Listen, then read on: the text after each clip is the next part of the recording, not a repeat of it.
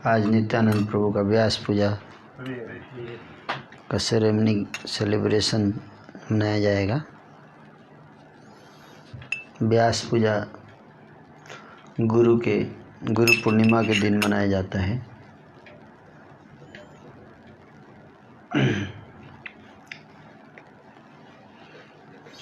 तो सारी तैयारी कल हो चुकी थी व्यास पूजा की।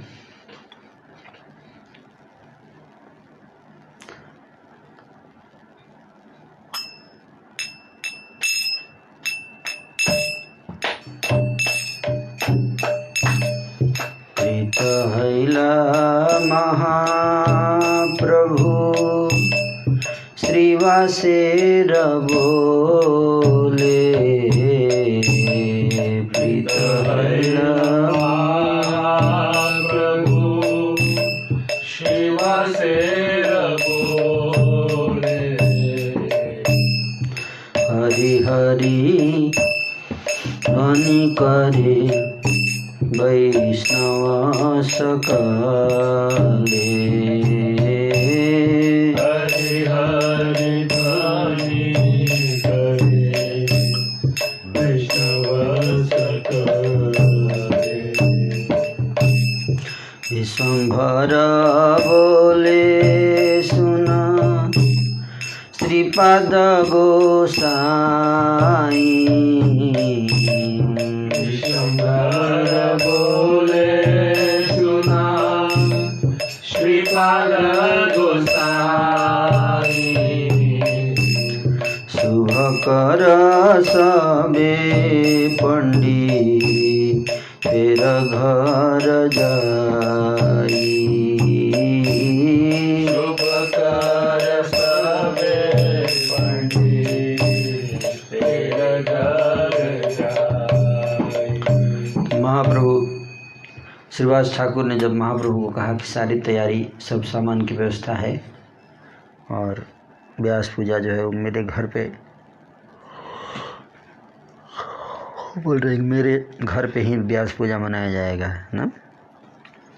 ऐसा जब महाप्रभु श्रीवास पंडित ने जब महाप्रभु से ऐसे कहा, महाप्रभु बड़े प्रसन्न हुए और सारे वैष्णव लोग भी स्वागत किए हरि हरि कह के। फिर नित्यानंद प्रभु की ओर देखते हुए महाप्रभु बोलते हैं कि हे श्रीपाद गोसाई, कृपा करके सुनिए, आपकी आशीर्वाद से कल हम लोग अब यहाँ से श्रीवास पंडित के घर जाएंगे। आनंदित नित्यानंद प्रभुर चरणे, आनंदित नित्यानंद प्रभुर चरणे, आनंदित नित्यानंद प्रभुर बचने, आनंदित नित्यानंद प्रभुर वचने, से क्षणे आज्ञा लई करिला गमने, क्षणे आज्ञा लई करिला गमने। नित्यानंद प्रभु बड़े प्रसन्न हुए श्री चैतन्य महाप्रभु के सब वचन को सुनकर, और फिर भगवान के आदेश के अनुसार सब लोग श्रीवास पंडित के घर की ओर चल दिए। सर्वगण चलीला ठाकुर सर्वे गण चलीला ठाकुर विश्वंभर, रामकृष्ण वेदी जैन कुल किंकर, रामकृष्ण देवी सेना कुल किंकर। कल हम लोग ये सब पढ़े हैं, इसी को रिपीट कर रहे हैं। सारे जितने भक्त थे सब चल दिए, है ना, भगवान नित्यानंद प्रभु और चैतन्य महाप्रभु दोनों के साथ। और ऐसे जब जा रहे हैं तो इस प्रकार से लग रहा है जैसे भगवान राम और बलराम और भगवान कृष्ण जिस प्रकार से गोकुल में चलते थे, चारों तरफ उनके भक्त उनको घेर कर चलते थे, उसी प्रकार का दृश्य ऐसा प्रतीत हो रहा है। प्रविष्ट हईला मात्र श्रीवास मंदिरे, प्रविष्ट हईला मात्र श्रीवास मंदिरे, बड़ कृष्णानंद हईला सबार शरीरे, बड़ा कृष्णानंद हईला सबार शरीर। तो सब लोग श्रीवास पंडित के घर में पहुंच गए और बहुत सबको बड़ा ही आनंद हुआ सबके शरीर में। कपट पढ़िला तबे प्रभुर आज्ञाय, कपट पढ़िला तबे प्रभुर आज्ञाय, आप्तगण बिनारो जाइते न पाए, आप्तगण बिना जाइते न पाए। तो उन्होंने आदेश दिया अंदर जाकर कि बाहर से दरवाज़ा बंद कर दिया जाए, डोर लॉक, ताकि कोई अंदर नहीं आ पाए। केवल जो भगवान के घनिष्ठ संगी थे पार्षद, उन्हीं की एंट्री अलाउड थी उसमें, है ना, और किसी की एंट्री नहीं थी। क्योंकि अब कीर्तन शुरू होने वाला है। पूरी रात कीर्तन होती है और उस कीर्तन में सबकी एंट्री अलाउड नहीं है। महाप्रभु जब कीर्तन करते थे उसमें कुछ विशेष लोगों की एंट्री। कीर्तन करीते आज्ञा करिला ठाकुर, कीर्तन करीते आज्ञा करिला ठाकुर, उठिला कीर्तन ध्वनि बाह्य गेल दूर, उठिला कीर्तन ध्वनि बाह्य गेल दूर। चैतन्य महाप्रभु आज्ञा दिए भक्तों को कि भक्त लोग कीर्तन शुरू करें। कीर्तन करीते आज्ञा करिला ठाकुर, ठाकुर चैतन्य महाप्रभु भक्तों को आज्ञा दिए कि अब आप लोग कीर्तन शुरू कर दीजिए। तो कीर्तन इतना जोर से आवाज़ आ रही थी अंदर से कीर्तन की, दूर दूर तक आवाज़ आ रहा था कीर्तन का। व्यास पूजा अधिवास उल्लास कीर्तन, व्यास पूजा अधिवास उल्लास कीर्तन, दुई प्रभु नाचे वेड़ी गाए भक्तगण,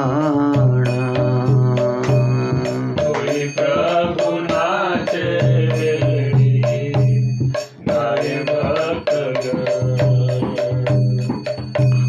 तो इस प्रकार से अधिवास कीर्तन शुरू हुआ। अधिवास का मतलब है कि जिस दिन मेन फंक्शन होता है उससे एक दिन पहले जो इवनिंग को जो प्रोग्राम होता है संध्या में, उसको अधिवास कहा जाता है ना। तो कल व्यास पूजा है लेकिन आज अधिवास हो रहा है ना। और कीर्तन चल रहा है उल्लास से। दुई प्रभु नाचे। दुई प्रभु मतलब गौरांग महाप्रभु और नित्यानंद प्रभु दोनों नाच रहे हैं। तो भक्त लोग गा रहे हैं चारों तरफ से घेर कर। चिर दिवसेरा प्रेमे चैतन्य निताई। दिवसेरा प्रेमे चैतन्य निताई। दोने दोना ध्यान करी नाचे एक ठाई। दोहे ध्यान करी नाचे एक ठाई। तो दोनों जो हैं कौन, नित्यानंद प्रभु और चैतन्य महाप्रभु, इन दोनों का आपस का प्रेम जो है वो ये नित्य प्रेम है ना। चिर दिवसेर प्रेम, ये नहीं कि अभी 5 दिन पहले मिले हैं तब से प्रेम शुरू हुआ है, क्योंकि भगवान है दोनों, है ना। तो इसलिए कह रहे हैं कि चिर दिवसेर मतलब अनादिकाल से आपस में प्रेम है, रिलेशन है दोनों का, चैतन्य निताई।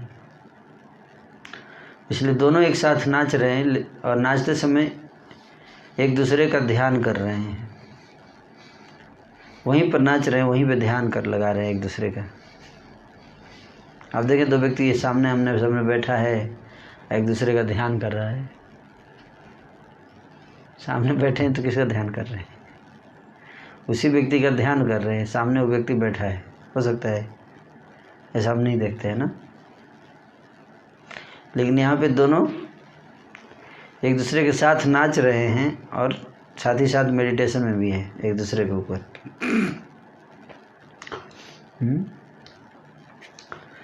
क्या मेडिटेट कर रहे हैं? जब व्यक्ति सामने है तो मेडिटेट क्या कर रहे हैं?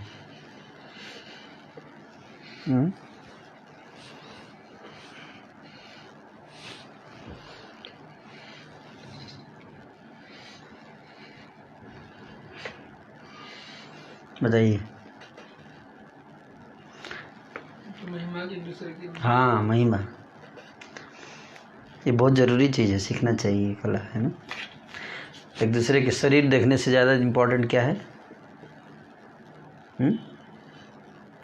बॉडी से ज़्यादा इम्पोर्टेंट एक दूसरे की महिमा को याद करना है कि नहीं। महिमा याद नहीं है तो क्या होगा?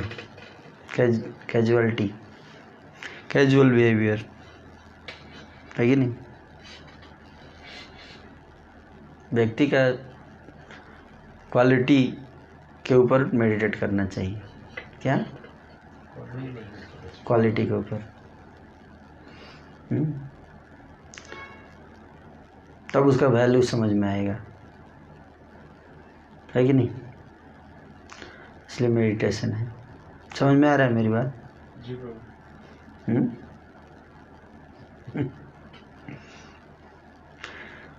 हुंकार कराए केह बागर जाना।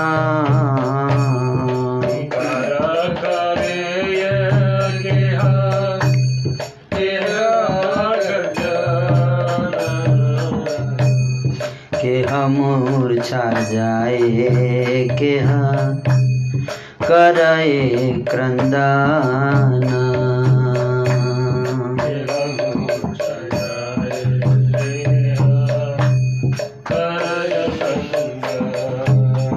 कीर्तन ऐसा हो रहा है कि उसमें कोई व्यक्ति जो है वो हुंकार कर रहा है, कोई गर्जन कर रहा है, कोई मूर्छित होकर गिर जा रहा है, कोई रो रहा है।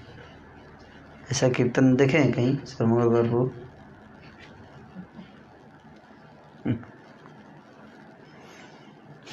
ये चैतन्य महाप्रभु के संगी लोग ही करते हैं ऐसा कीर्तन, है ना। कीर्तन तो बहुत देखा हमने, लेकिन ऐसा नहीं। ये विशेष कीर्तन है। भगवान जब कीर्तन करते हैं तो ऐसे करते हैं। कंपस्वेद फूल काश्रु आनंद मुचायत श्वेत पुलगाश्रु आनंद मुचायत ईश्वरेर विकार कहिते जानिकत ईश्वरेर विकार कहिते जानिकत। वृंदावन दास ठाकुर जी कह रहे हैं कि उस समय भगवान और भक्तों के जो विग्रह हैं शरीर, उसमें कितने प्रकार के नाना प्रकार के जो विकार उत्पन्न हो रहे हैं, है ना, विकार। तो उसका वर्णन यहाँ पर करें। उसका वर्णन नहीं किया जा सकता, मैं कितना वर्णन करूँगा। कुछ गिन के सुना दे रहा हूँ, लेकिन रियलिटी है कि मैं बता नहीं सकता सारा डिटेल में। ऐसे यहाँ पे ग्रंथकार ऐसा कह रहे हैं। कौन ग्रंथकार है? वृंदावन दास ठाकुर जी कह रहे हैं। कंप, शरीर सबका कंपित हो रहा है, स्वेद है, स्वेद मतलब पसीना आना, पुलक अश्रु, शरीर पुलकित हो रहा है, आंखों से अश्रु गिर रहे हैं, आनंद में मूर्छित हो जाते हैं, है ना। ये सब ईश्वरेर विकार कहिते जानिकत। भगवान में कितने प्रकार के विकार आ रहे हैं, उसको कौन बता सकता है? नहीं बताया जा सकता। स्वानुभावानंदे नाचे प्रभु दुई जाना, स्वानुभावानंदे नाचे प्रभु दुई जाना, क्षणे कोलाकुली करे क्रंदना, क्षणे कोलाकुली करे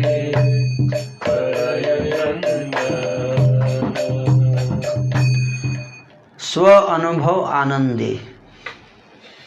कुछ अनुभव कर रहे हैं, है ना, और उसमें अनुभव के कारण आनंद जो प्रकट हो रहा है, इसलिए कहा गया स्व अनुभव आनंदे। मतलब दिखावा नहीं, जो फील हो रहा है अनुभव से, उसी का आनंद है ना। उस आनंद में फिर क्या कर रहे हैं? नाचे। तो एक तो होता है कि नाचना है, चलो सब नाच रहे हैं तो मैं नहीं नाचूंगा, तो थोड़ा चलो ठीक है, मन भी नहीं कर रहा तो नाचते हैं। लेकिन एक यहाँ पे बताया जा रहा है कि स्व अनुभव आनंदे नाचे। कुछ ऐसा एक्सपीरियंस हो रहा है दोनों को, तो उस एक्सपीरियंस के कारण जो आनंद हृदय में आ रहा है, वो आनंद अपने आप जो है उनको नचा रहा है, कहने का अर्थ है। और क्षणे कोलाकुली करे, कोलाकुली मतलब एक दूसरे को आलिंगन कर रहे हैं। एक क्षण में आलिंगन करते हैं, फिर रोते हैं आपस में। रोते क्यों हैं? प्रेम अश्रु, आनंद के अश्रु हैं, है ना। जब आनंद आता है ना तो अश्रु है। जैसे व्यक्ति को दुख होता है तो आँख से आंसू निकलते हैं ना, उसी तरह से एक आनंद का भी आंसू होता है। पता नहीं आप लोगों ने कभी आनंद के आंसू महसूस किए कि नहीं। सुख आनंद में आंसू होता है, एक प्रेम का आंसू होता है, एक आनंद का आंसू होता है। कई वैरायटी के आंसू होते हैं। दुख के आंसू गर्म होते हैं, सुख के आंसू ठंडे होते हैं। जानते हैं आप लोग? आंसू के टेम्परेचर से बताया जा सकता है कि ये दुख का है या सुख का।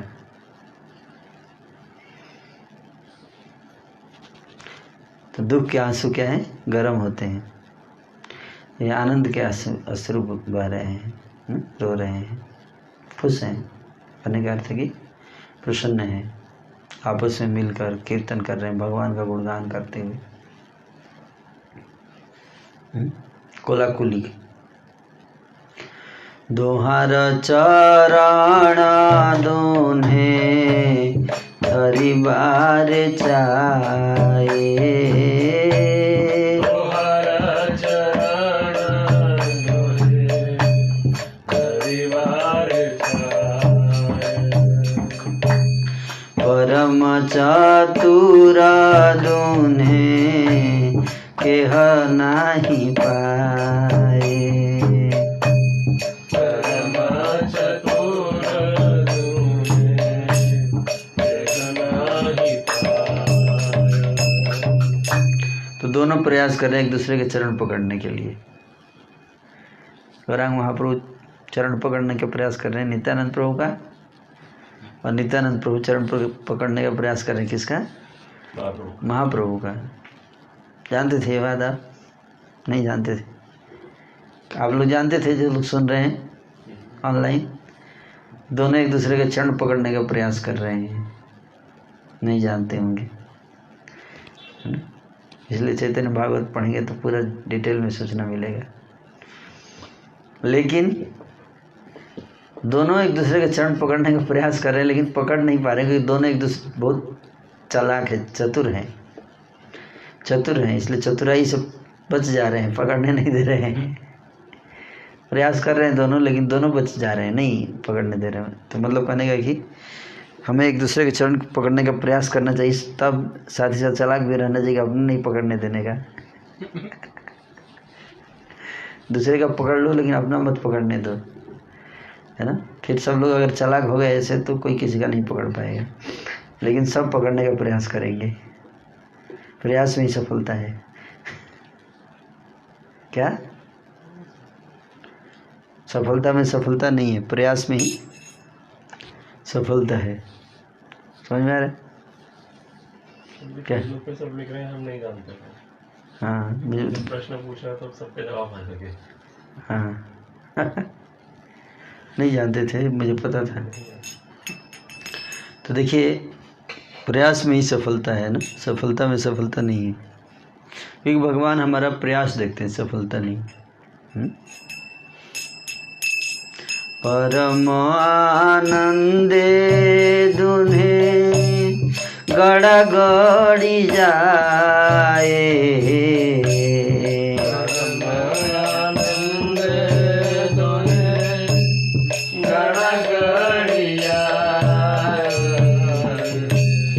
अपना न जाने दूने अपना मिलाए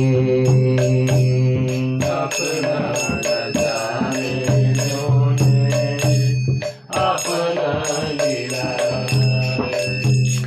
गड़ागड़ी जाए। गड़ागड़ी मतलब जानते हैं? गड़ागड़ी मतलब जमीन पे लौटना, धूल में लौटना। सेवा संगन में काफ़ी धूल होगा समय, है ना? तो यहाँ तो धूल नहीं है, अब कहाँ गड़ागड़ी करेंगे? सेवा संगन में काफ़ी धूल था, उसी में क्या करें, दोनों ग्राउंड पे लौट रहे हैं, ज़मीन पे लौट रहे हैं एक्सटेसी में, और उसमें भूल गए एक दूसरे को। कभी कभी ना अपना व्यक्ति भूल जाता है, सुध-बुध खो बैठे दोनों,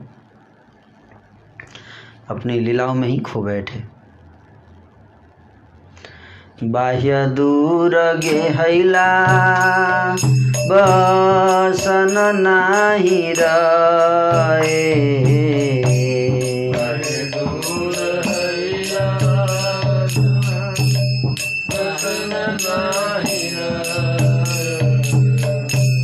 धरय वैष्णव गण धरण न जाए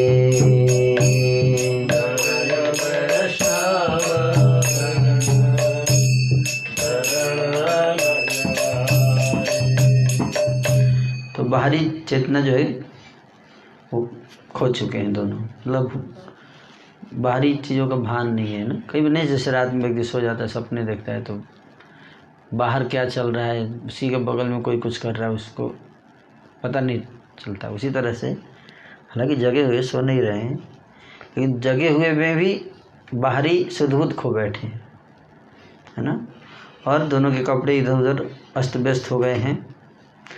बाकी जो भक्त हैं वो सब पकड़ने का प्रयास कर रहे हैं, शांत करने का प्रयास कर रहे हैं, लेकिन पकड़ में नहीं आ रहे हैं। जे धराए त्रिभुवाना के धरी बतारे,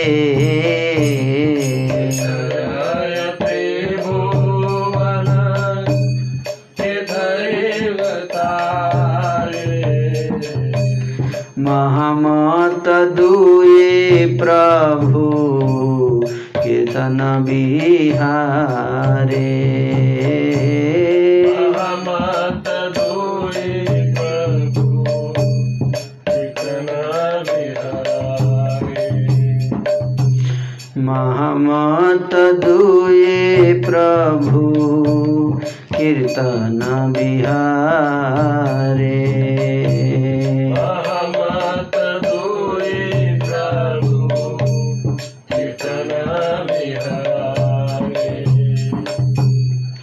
इस प्रकार से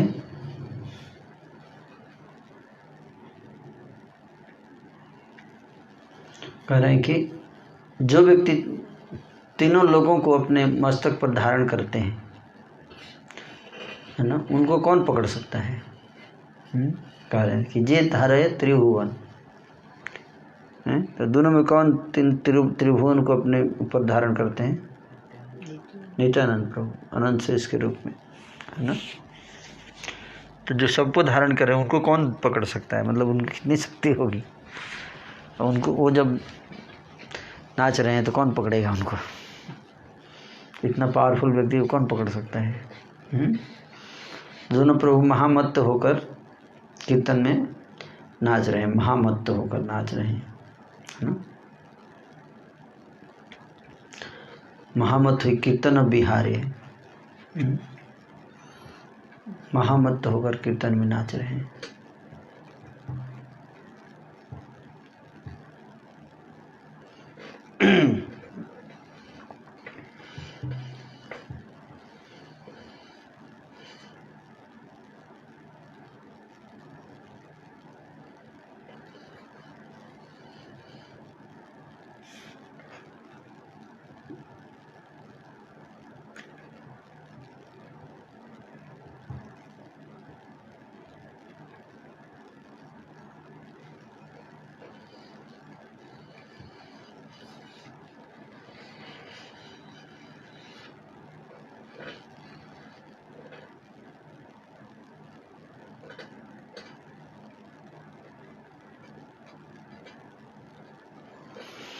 हरे कृष्णा कृष्णा कृष्णा हरे हरे, हरे राम राम राम हरे हरे, हरे कृष्ण कृष्ण कृष्ण हरे हरे, हरे राम राम राम हरे हरे।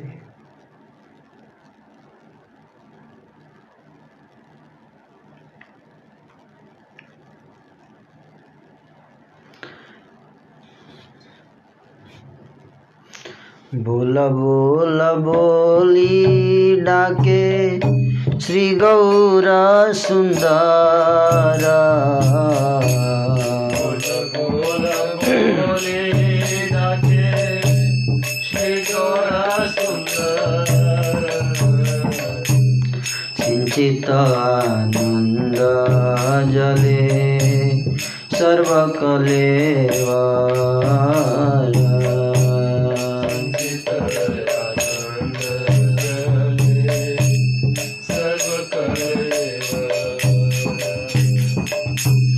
चिरदीन नित्यानंद पाई अभिलाषे, नित्यानंद पाई अभिलाषे, भय नहीं आनंद सागर माझे भासे,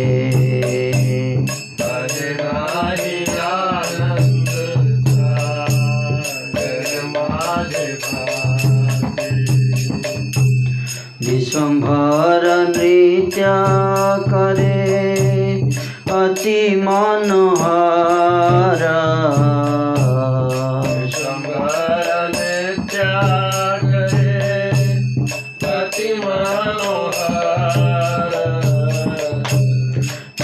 सिर लागे गिया चरण ऊपर निज सिर लागे गिया चरण ऊपर। बोलो हरि बोलो, ऐसा कह के श्री गौर सुंदर उच्च ध्वनि करते हैं। प्रेम आनंद के जल से समस्त शरीर उनका भींग गया है और नित्यानंद जी की भी चिरकाल की मनोवांछित वस्तु को प्राप्त करके बाह्य ज्ञान शून्य हो गए हैं और आनंद के सागर में बहे जा रहे हैं। चिरकाल की मनोवांछित वस्तु क्या है यहाँ? नित्यानंद प्रभु कृष्ण का स्थान, महाप्रभु का स्थान। हाँ, महाप्रभु का स्थान। प्रभु विश्वंभर अति मनोहर नृत्य करते हैं, उनका मस्तक चरणों से जा लगता है और नित्यानंद जी के चरणों के ताल से पृथ्वी डगमगाती है। तो सब वैष्णव जन समझते हैं कि भूकंप हो रहा है। नित्यानंद प्रभु जब नाचते हैं तो पृथ्वी हिलने लगती है। सारे वैष्णव समझते हैं कि भूकंप आ गया लगता है। इस प्रकार आनंद में दोनों प्रभु नाच रहे हैं। उस उल्लास को वर्णन करने की सामर्थ्य किसमें है? तब नित्यानंद जी का स्वरूप क्या है, इसको प्रकट करने के लिए प्रभु विश्वंभर बलराम जी के भावावेश में श्री विष्णु सिंहासन पर जा बैठे। अब बताना चाहते हैं नित्यानंद प्रभु की तत्व को। कौन? महाप्रभु। तो बलराम के आवेश में आ गए महाप्रभु, बलराम के मूड में आकर और सिंहासन पर जाके, विष्णु के सिंहासन पर जाके बैठ गए। बलराम जी के भाव में प्रभु महामत्त हो गए और मद लाओ कहकर बार बार पुकारने लगे। बार बार बोलने लगे मद लाओ। मद मतलब हैं शराब, शराब लेके आओ, शराब लेके आओ। बलराम जी बारूणी पीते हैं ना, बारूणी। फिर नित्यानंद जी के प्रति श्री गौर सुंदर बोले, शीघ्र ही मुझे हल मुसल दो। एक हाथ में हल और मुसल भी मेरा लेके आओ। कहाँ है? बलराम जी के हाथ में हल मुसल होता है ना। महाप्रभु की आज्ञा पाकर प्रभु नित्यानंद हल मुसल प्रभु के हाथों में अर्पण करते हैं और वे हाथ पसार कर ले लेते हैं। कोई तो हाथ देखते हैं और कुछ भी नहीं देख पाते हैं, परंतु किसी किसी ने हल मुसल प्रत्यक्ष देख पाया। ऐसे पकड़ा रहे हैं झूठ मूठ का, ऐसे हाथ। तो कुछ लोगों को दिखा रहे केवल ऐसे ये लीजिए, तो कुछ लोगों को लग रहा है केवल हाथ ऐसे कर रहे हैं, और कुछ लोगों को वास्तव में दिखा कुछ एक हाथ में हल है, एक हाथ में मुसल है, ऐसे दे रहे हैं वास्तव में। कुछ लोगों को नहीं दिखा, कुछ लोगों को दिखा है। कुछ लोग लगे केवल हाथ ऐसे कर रहे हैं, कुछ लोगों को दिखा कि नहीं हल और मुसल है। विचित्र बात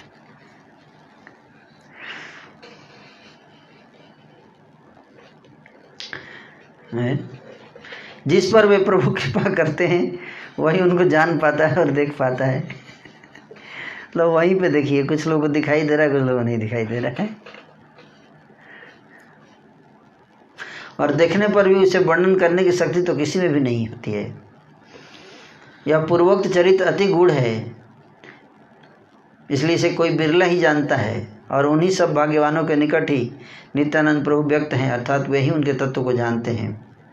श्री नित्यानंद जी से हल मुसल लेकर प्रभु मतवाले होकर बारूणी बारूणी कह कहकर पुकारते हैं। उस समय किसी की बुद्धि काम नहीं देती है और कोई उपाय नहीं सोचता है। सभी एक दूसरे का मुख ताकते हैं कि भाई बारूणी कहाँ से लाऊं, क्या मांग रहे हैं, बारूणी बारूणी कर रहे हैं, बारूणी कहाँ से आएगा।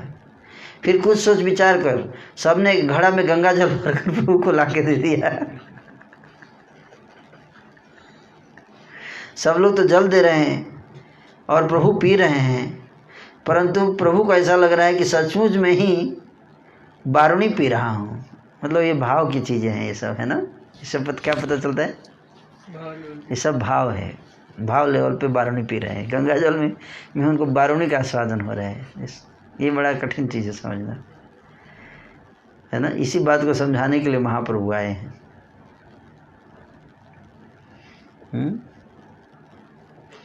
नहीं तो गंगा जल में बारूणी का भाव कैसे आ जाएगा।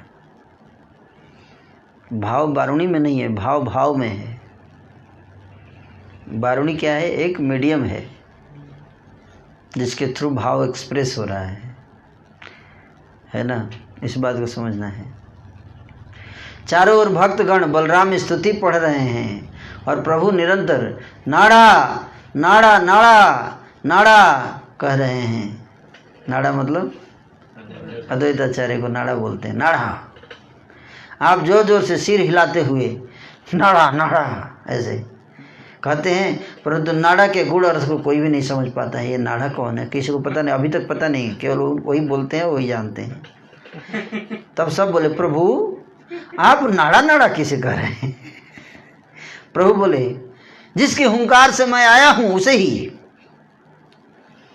जिसके हुंकार से मैं आया उसी को तो बोल रहा हूं मैं। तुम लोग जिसे अद्वैत आचार्य कहकर पुकारते हो उसी को नाड़ा बोल रहा हूं मैं। उसी नाड़ा के लिए मेरा यह अवतार हुआ है और वही नाड़ा मुझे बैकुंठ से ले आया है और अब वह हरिदास को लेकर वहाँ निषिद्ध जा बैठा है। मेरे को यहाँ बुला दिया, खुद शांतिपुर में जाके बैठा है हरिदास को लेके।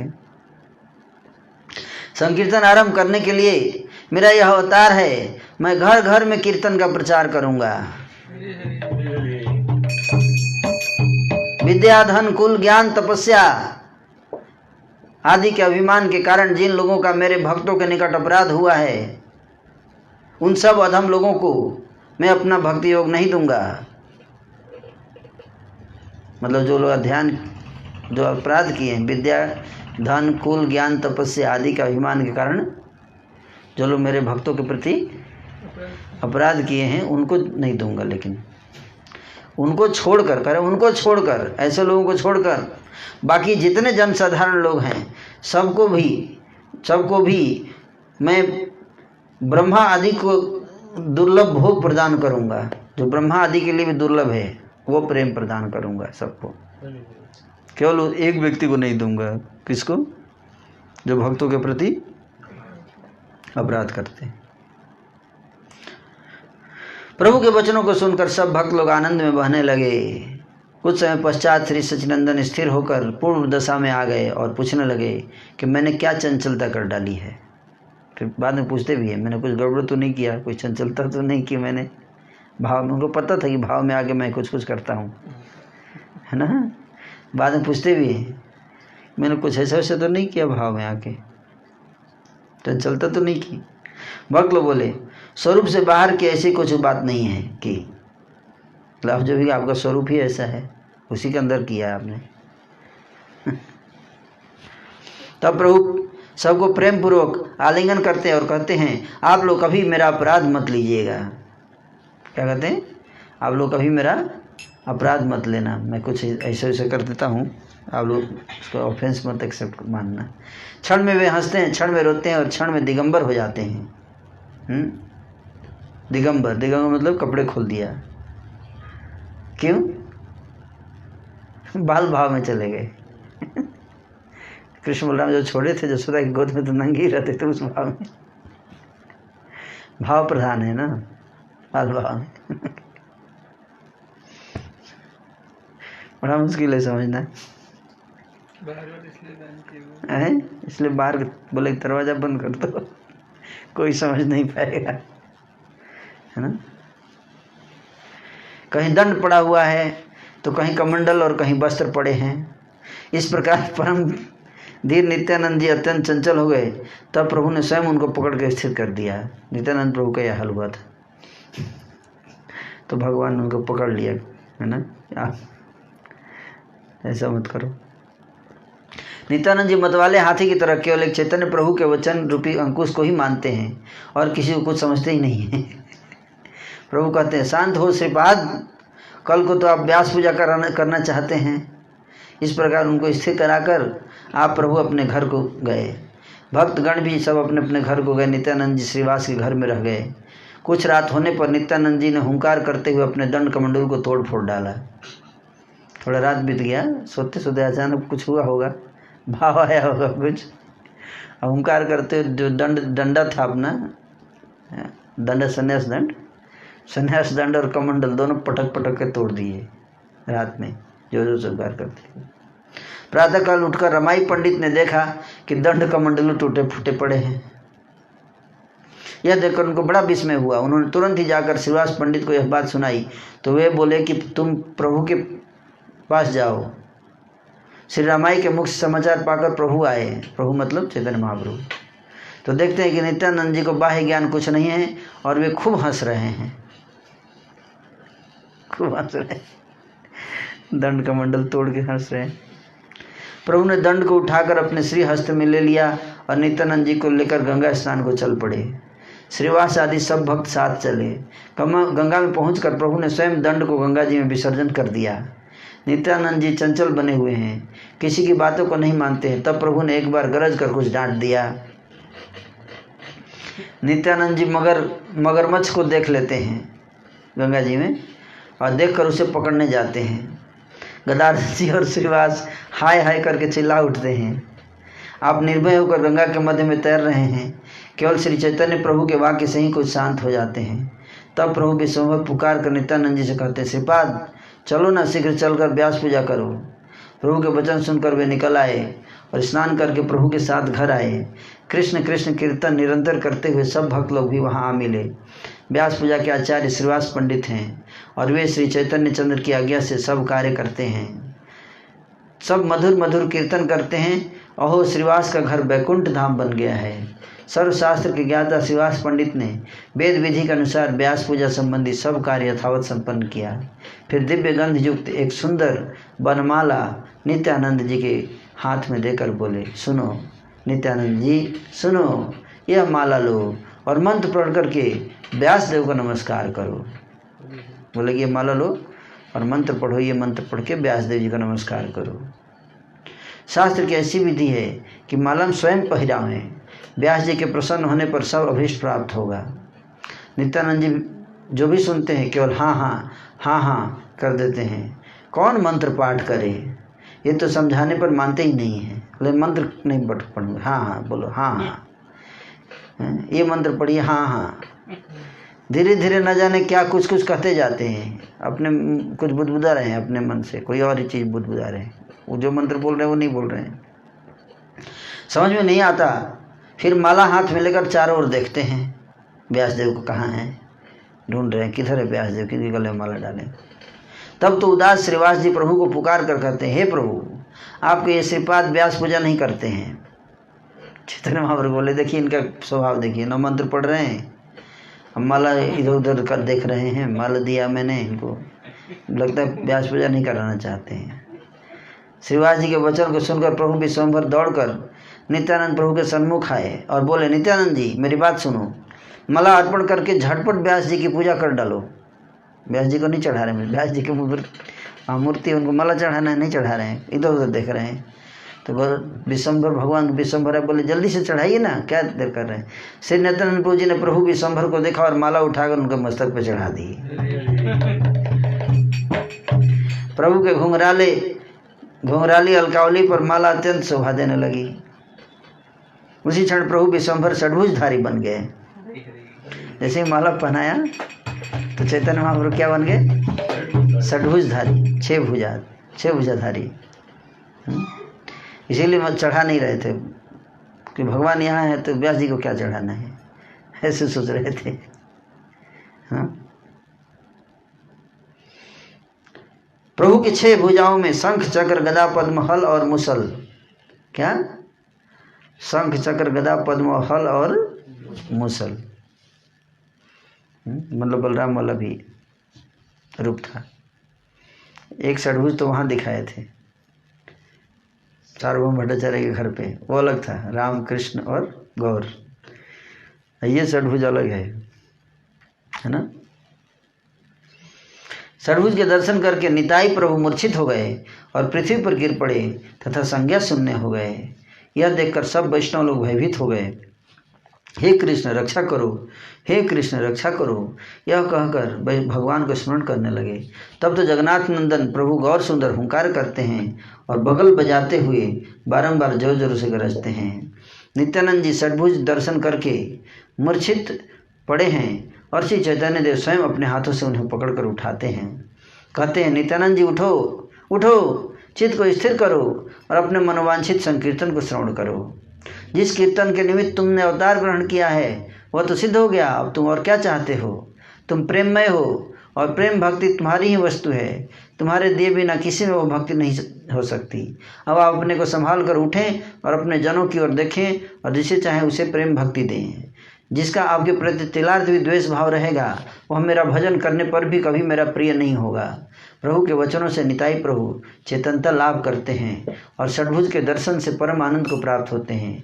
जिन अनंत देव के हृदय में श्री गौरचंद्र निवास करते हैं उन्हें ही प्रभु नित्यानंद जानो, विस्मय मत करो। जिन अनंत देव के हृदय में श्री गौरचंद्र निवास करते हैं उसी अनंत देव को आप नित्यानंद प्रभु समझिए, विस्मय मत कीजिए। उनके लिए 6 भुजाओं का दर्शन कौन सी अद्भुत बात है। ये सब तो कौतुक है जो अवतार का अनुरूप ही है। जैसे श्री रामचंद्र ने पिंड दान किया था तो दशरथ जी ने प्रत्यक्ष होकर ग्रहण किया था। बता रहे हैं कि गया में भगवान राम पिंड दान जब किए थे तो भगवान महाराज दशरथ वहाँ प्रत्यक्ष प्रकट होकर आए और प्रकट हुए, एक्सेप्ट किए। बता रहे हैं उस चरित्र को यदि अद्भुत कहा जाए तो यह भी अद्भुत है। निश्चय ही ये सब श्री कृष्ण के कौतुक हैं। नित्यानंद जी ने नित्यानंद जी के स्वरूप का यह एक नित्य स्वभाव है कि तिलार्ध काल के लिए भी दास भाव का त्याग नहीं होता है। नित्यानंद जी कौन से भाव का त्याग नहीं करते? दास भाव का। एक क्षण के लिए भी दास भाव को नहीं त्यागते हैं। जैसे लक्ष्मण जी का यह स्वभाव है कि श्री सीतानाथ के दास्य में वे निरंतर अपने मन प्राण धन सर्वस्व को लगाए रखते हैं, है ना। वैसे ही नित्यानंद स्वरूप का भी मन निरंतर श्री चैतन्य चंद्र के दास्य में अर्पित रहता है। यद्यपि श्री अनंत देव ईश्वर हैं, निराश्रय हैं, अर्थात सबके आश्रय होने के कारण उनका कोई आश्रय नहीं है। सृष्टि स्थिति प्रलय के हेतु हैं तथा जगन्मय हैं। जिस समय सारी सृष्टि का लय हो जाता है उस समय भी अनंत रूप स्थिर रहता है, ऐसा वेद कहते हैं। ऐसी महिमा होने पर भी श्री अनंत देव का यही स्वभाव है कि वे निरंतर प्रेम में दास भाव में ही अनुरागवान हैं। इतने महान होते हुए भी क्या मानते हैं अपने को? दास भाव है। ये बहुत इंपॉर्टेंट चीज़ है। विचार करके देख लो कि प्रत्येक युग में प्रत्येक अवतार में उनका स्वभाव दास का ही रहा है। जो भी अवतार लिए हैं सब में क्या भाव रहा है? दास भाव। श्री लक्ष्मण जी के अवतार में छोटे भाई बनकर अनंत देव दास भाव में निरंतर श्री राम जी की सेवा करते हैं। अन्न जल और निद्रा को त्याग करके श्री राम के चरण कमलों की सेवा करके भी आपकी सेवा की लालसा पूरी नहीं हुई। और बलराम अवतार में बड़े भाई होने पर भी आपने कभी भी भीतर हृदय में दास भाव को नहीं छोड़ा। बड़े भाई थे लेकिन फिर भी हृदय में क्या कौन सा भाव था? दास भाव था। बड़े होने पर भी कभी कभी आप श्री कृष्ण से स्वामी कह करके भी बोलते हैं। उनको स्वामी भी बोलते थे, है ना। और कहते हैं कि भक्ति को छोड़ कभी भी मेरी अन्य मति ना हो। ब्रह्मा के बालक और बछड़ों को चुराने पर जब श्री कृष्ण ही समस्त बालक और बछड़े बन गए तो उस प्रसंग में बलराम जी बोले, यह माया कौन है, कहाँ से आई है? यह देवताओं की माया है या मनुष्यों की या असुरों की? नहीं, यह तो मेरे प्रभु की माया है, कारण कि औरों की माया मुझे भी मोहित नहीं कर सकती है। वही प्रभु अनंत महाशय स्वयं ही नित्यानंद महाप्रभु हैं, इसे निश्चय जानो। इस कारण जो नित्यानंद और बलराम में भेद दृष्टि करता है वही मूढ़मति है। सेवा की ही मूर्ति जो श्री नित्यानंद हैं उनके प्रति जिसका अनादर है उसका सदा भगवान विष्णु के निकट अपराध जानो।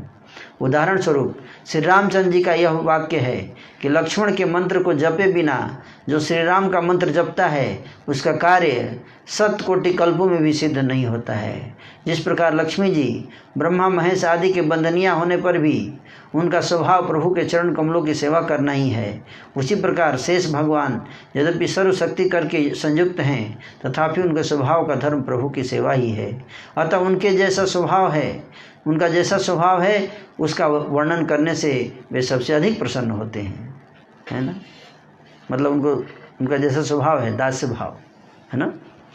तो अगर कोई उनके दास्य भाव का वर्णन करता है तो नित्यानंद प्रभु को क्या लगता है? बड़े प्रसन्न होते हैं। कोई उनको याद दिलाता है कि वो दास हैं चैतन्य महाप्रभु तो बड़ा खुश होते हैं उससे, है ना। विशेष बात है यहाँ। ईश्वर का स्वभाव है कि वे केवल भक्ति के बस में रहते हैं और उनको अपने भक्तों का यश सुनने में बहुत विशेष सुख मिलता है। परस्पर के स्वभाव का वर्णन करने से विष्णु और वैष्णव जन दोनों प्रसन्न होते हैं। अतः वेद इन्हीं दोनों के स्वभाव चरित्र का वर्णन करते हैं। विष्णु और वैष्णव का तत्व जैसा कि पुराणों में कहा है, उसी प्रमाण के अनुसार मैं वैसा ही लिखता हूँ। श्री नित्यानंद स्वरूप की वाणी और मन में बस यही है कि श्री चैतन्य देव ईश्वर हैं और मैं उनका एक जन हूँ। ये भाव है नित्यानंद प्रभु का। दिन रात उनके श्रीमुख में मैं उनका हूँ और ये सर्वथा मेरे ईश्वर हैं, इसे छोड़ और कोई दूसरी बात नहीं आती है। जो जन श्री चैतन्य चंद्र के साथ मेरी स्तुति करता है वही मेरा सेवक है, वही मुझको प्राप्त होगा। ये सब बातें स्वयं आपने ही षड्भुज दर्शन के समय कही है। उन्हीं की प्रसन्नता के लिए मैं उन्हीं की ये सब बातें कह रहा हूँ। परमार्थ में अर्थात तत्व दृष्टि से जो नित्यानंद जी सदा प्रभु के हृदय में ही हैं और सुनिश्चय करके वहाँ दोनों को देख भी रहे हैं, तथापि अवतार के अनुरूप खेल खेलते हुए वे ईश्वर की सेवा करते हैं, ऐसे इस लीला को समझो। एक है भगवान है जो भगवान है और दूसरे सेवक भगवान जो भगवान की सेवा कर, हालांकि है कौन? भगवान ही है, लेकिन भगवान की सेवा के भाव में आए। प्रभु नित्यानंद जी आप ही सेवा के इस स्वभाव को स्वीकार करते हैं और उसी को वेद महाभारत पुराण गा कर वर्णन करते हैं। प्रभु जो कर्म करते हैं वही वेद हो जाता है, फिर उसे ही सब भेदभाव छोड़कर गाते हैं। भक्ति योग बिना यह बात समझ में नहीं आती है। कुछ लोग ही गौरचंद्र को कृपा से इसे जानते हैं। सब वैष्णव जन नित्य शुद्ध और ज्ञानवान हैं, फिर भी जो उनमें परस्पर में कलह देखने में आता है वह सब एक कौतुक मात्र है। इस बात को समझे बिना कोई भ्रष्ट बुद्धि वाला एक की वंदना करते हैं, दूसरे की निंदा करते हैं, वे नाश को प्राप्त होंगे। जैसे कि नारद पुराण में कहा है कि जो प्रतिमा में विष्णु की विधि पूर्वक पूजा करता हुआ उनके जनों के प्रति द्वेष करता है, वह सर्व अंतर्यामी भगवान के प्रति ही द्वेष करता है। वह मूर्ख ब्राह्मण के चरणों की पूजा करके उसके मस्तक पर चोट करने वाले की भांति नरक को जाता है। मतलब अगर कोई भगवान की मूर्ति की पूजा करता है लेकिन भक्तों से द्वेष करता है तो वो कभी भी वो मान लेना चाहिए कि वो भगवान से ही द्वेष कर रहा है। हालांकि भगवान की पूजा कर रहा है, फिर भी किससे द्वेष कर रहा है? भगवान से ही द्वेष कर रहा है। पूजा भी कर रहा है लेकिन भगवान क्या सोचते हैं? द्वेष कर रहा है। वैष्णव जनों की हिंसा की बात तो दूर रहे, जो अधम साधारण जनों को भी पीड़ा पहुंचाते हैं और श्री विष्णु की पूजा करके भी जो साधारण प्राणी से द्रोह करते हैं, उनकी पूजा निष्फल हो जाती है और वे दुख पाकर मरते हैं। मतलब वैष्णव की तो बात छोड़ दीजिए, क्या कह रहे हैं? आम लोगों को, साधारण प्राणी को भी अगर कोई कष्ट पहुंचाता है तो भी उसकी विष्णु की पूजा निष्फल हो जाती है, ये बता रहे हैं यहाँ। जो जन सर्वभूत में स्थित भगवान विष्णु को न जाकर प्रकृति की भांति उनकी पूजा करता है, वह ऐसा ही है कि जैसे कोई एक हाथ से ब्राह्मण के चरणों को धोए और दूसरे हाथ से उसके माथे पर, सिर पर पत्थर मारे। समझे बात को? क्या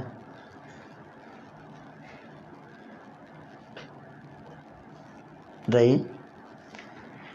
जो जन सर्वभूत में स्थित भगवान विष्णु को न जाकर प्रकृति की भांति उनकी पूजा करता है, कि केवल पत्थर में पूजा करता है और बाकी सबके हृदय में जो भगवान स्थित हैं उसको नहीं देखता है, और वो न देखते हुए बाकी जीवों के प्रति क्या करता है? हिंसा करता है, कष्ट देता है, द्रोह करता है, ईर्ष्या करता है। तो ये इसकी तुलना किससे की गई है? जैसे कोई एक ब्राह्मण के एक पैर धो रहा है उसका, लेकिन सिर पे पत्थर मार रहा है। इतना सीरियस पॉइंट है। सोच कर समझो तो सही कि इन सब लोगों का क्या कभी कुशल हुआ है या होगा? सोच कर समझो तो सही कि इन सब लोगों का क्या कभी कुशल हुआ है या कभी कुशल होगा? नहीं होगा। ऐसे लोगों का भी कुशल नहीं होगा। जितना पाप साधारण जीव की हिंसा से होता है उससे 100 गुना पाप वैष्णव निंदा से होता है।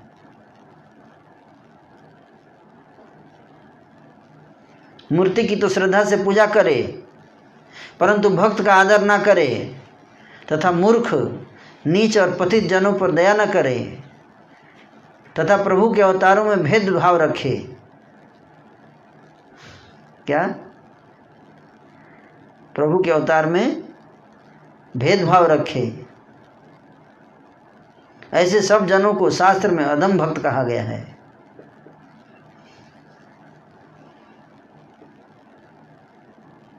एक अवतार को भजे पर दूसरे को न भजे। श्री कृष्ण और श्री राम में भेद का व्यवहार करे तथा बलराम और शिव जी के प्रति भक्ति भाव न रखे, ऐसे सब लोगों को शास्त्र में अधम भक्त कहा गया है।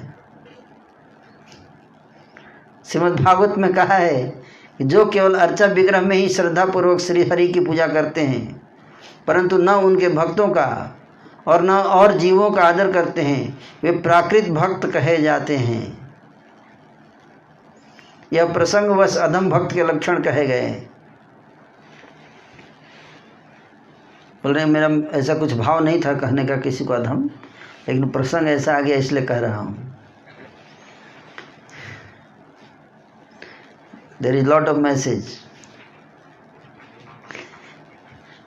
यहीं पर श्री नित्यानंद जी के षड्भुज दर्शन का प्रसंग पूर्ण हो गया।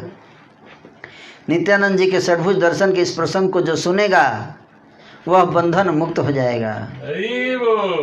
जब नित्यानंद जी बाहरी दशा में आए तो वे रोने लगे। उनके दोनों कमल नयनों से महानदी बह चली। तब महाप्रभु ने सब लोगों से कहा कि अब व्यास पूजा तो पूरी हो गई, अब कीर्तन करो। प्रभु की आज्ञा पाकर सबको बड़ा आनंद हुआ और अचानक चारों ओर कृष्ण नाम धुन होने लगी।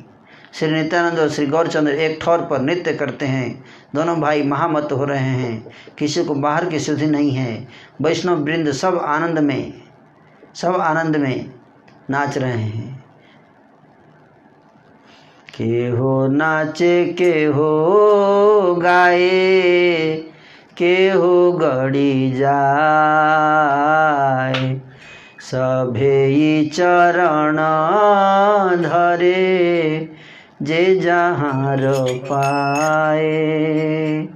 चैतन्य प्रभुर माता जगतेर आई, निवृत बसिया रंग देखे न तथाई। विश्वम्भर नित्यानंद देखी दुई जन मोर पुत्र न बस माने। यस पूजा महोत्सव परम उदार, अनंत प्रभु से पारे यहाँ बनी बार। सूत्र आमी किछु नहीं कही चैतन्य चरित, चिते मते कृष्ण गाई हयहिता। इन अवशेष हैल व्यास पूजा रंगे, नाचे न वैष्णव गण संभर संगे। परानंद मत महाभागवत गण, कृष्ण बोलिया सब करे न किसान। मते निज भक्ति योग प्रकाशिया, हिर हैला विश्वम्भर सर्वगणैया। ठाकुर पंडित प्रति बोले विश्वम्भर, व्यासेर नैवेद्य सब सत्वर। तत्क्षणे अनिले न सर्व उपहार, अपने ही प्रभु हस्ते भूले न सवार। प्रभु रहस्यर द्रव्य पाई तत्क्षण, आनंदे भोजन करे भगवत गान। जते कहाते लगे बाड़ी भीतरे, सभारे डाकिया प्रभु निज कारे। समाधि पाइया जहाँ भाग्य है न माने, कहा पाए वैष्णवेर दास गाने। सब कटुक जत श्रीवासेर घरे, एतेक श्रीवास भाग्य केवलित पारे। एई मत नाना दिन नाना से कौतुके, नवदीपे हये नाही जाने सर्वलोके। श्री कृष्ण चैतन्य नित्यानंद चंद जान, पावन दास सद्युगे ज्ञान। हरे कृष्ण कृष्ण कृष्ण हरे हरे, हरे राम राम राम हरे हरे।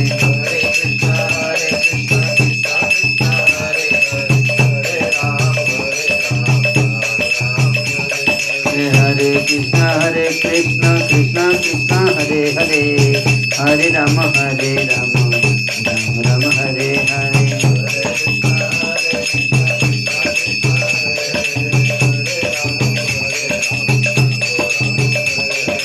हरे कृष्ण कृष्ण कृष्ण हरे हरे, हरे राम राम राम हरे हरे।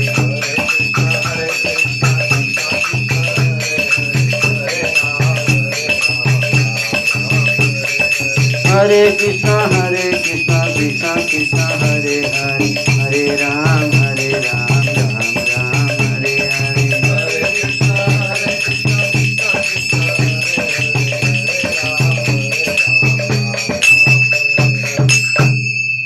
व्यास पूजा महामहोत्सव में महान कौतूहल हो रहा है। कोई नाच रहे हैं, कोई गा रहे हैं, कोई धरती पर लौट रहे हैं, सब ही चरण पकड़ रहे हैं। जिसका जिसे मिल जाए, जिसका जिसे मिल जाए उसी का पकड़ रहा है। श्री चैतन्य प्रभु की माता जगन माता सची देवी वहीं पर एकांत में बैठी हुई हैं। यह सब कौतूहल देख रही हैं। क्या देख रही है? कौतूहल देख रही है। श्री विश्वम्भर और नित्यानंद को देखकर ये दोनों जने मेरे ही पुत्र हैं, ऐसा उनके मन में लग रहा है। व्यास पूजा महोत्सव तो परम उदार है, उसका वर्णन एक अनंत देव ही कर सकते हैं और कोई नहीं। मैं तो श्री चैतन्य चरित्र के कुछ सूत्र ही कह रहा हूँ, कारण कि जिस दिन किस प्रकार से श्री कृष्ण का गुणगान करने से ही हित होता है। व्यास पूजा के आनंद में दिन बीत गया। वैष्णवगण श्री विश्वम्भर के साथ नाच रहे हैं। सब महाभागवत जन परम आनंद में मतवाले हो रहे हैं और हा कृष्ण कह कहकर रुदन कर रहे हैं। इस प्रकार अपने भक्ति योग को प्रकाशित करके श्री विश्वम्भर अपने सब भक्तों के सहित स्थिर हो गए। फिर श्रीवास पंडित से बोले कि व्यास पूजा के सब नैवेद्य को शीघ्र ही ले आओ। श्रीवास पंडित बोले कि जो भी प्रसाद है लेके आओ। वे तत्काल सब सामग्री ले आए। उसे प्रभु ने स्वयं अपने हाथ से सबको बांट दिया। प्रभु के श्रीहस्त का प्रसाद पाकर तुरंत ही सब भक्तजन आनंद से उसे पाने लगे। उस घर के भीतर जितने भी मनुष्य थे सबको बुलाकर प्रभु ने अपने हाथों से उनको प्रसाद दिया, जिसको पाकर ब्रह्मा आदि भी अपना परम सौभाग्य समझते हैं। उसी को वैष्णवों के दास दासी जन तक पा रहे हैं। यह सब कौतुक चरित्र श्रीवास जी के घर में हुआ, अतः श्रीवास के भाग्य कौन कह सकता है। इस प्रकार से नवद्वीप में दिन दिन में नाना प्रकार के कौतुक होते हैं, जिन्हें सब नहीं जानते हैं। श्री कृष्ण चैतन्य और श्री नित्यानंद को ही जानने वाला वृंदावन दास उनके जुगल चरणों में कुछ उनका ही गुणगान करते हैं। इस प्रकार से श्री चैतन्य भागवत के मध्य खंड का व्यास पूजा वर्णन नामक अध्याय 5वां अध्याय समाप्त हुआ। किसी का कोई प्रश्न है?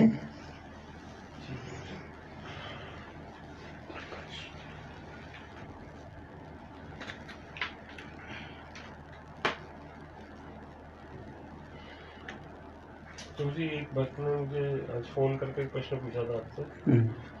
उनका कहना था कि सतयुग का और कलयुग का नाम उन्हें पता है कि इस कारण से सतयुग और कलयुग कहा जाता है। द्वापर और त्रेता युग को ऐसा क्यों कहा जाता है, ऐसा नाम इसका? कल हम लोग चर्चा करेंगे और द्वैताचार्य से मिलन होगा। गौर और निताई दोनों का मिलन होगा द्वैताचार्य के साथ। अभी तो गौरांग महाप्रभु नित्यानंद प्रभु का मिलन होगा। हाँ, और द्वैताचार्य भी पार्टी में शामिल होंगे कीर्तन मंडली में कल। जिस प्रश्न पूछे मुझे वो जानना चाहते थे कि द्वापर युग और त्रेता युग का नाम की सिग्निफिकेंस क्या है? द्वापर और त्रेता क्यों कहा जाता है इसको? सेकंड नंबर और थर्ड नंबर है इसलिए। मुझे भी नहीं पता।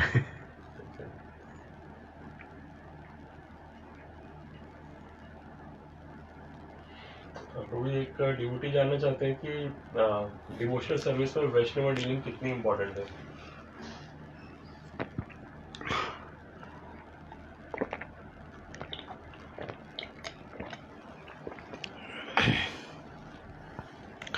जैसे सांस इम्पोर्टेंट है जीवन के लिए,